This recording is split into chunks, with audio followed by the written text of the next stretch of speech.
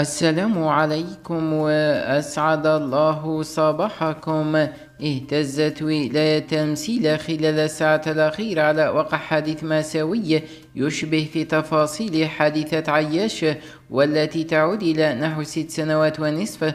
وحسب ما أفادت به مصادر محلية، فقد انهارت كمية كبيرة من الأتربة على مواطنين أثناء أشغال حفر ببلدية بن سرور، ما أسفر عن وفاتهما في عين المكان. وبعد جهود متواصلة استمرت لساعات، تمكنت فرق الإنقاذ من انتشال الضحيتين، وهما جثتين هامدتين، حيث جرى نقلهما إلى مصلحة حفظ الجثث.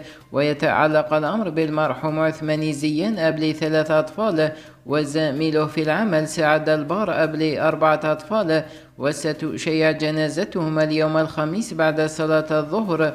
إنا لله وإنا إليه راجعون.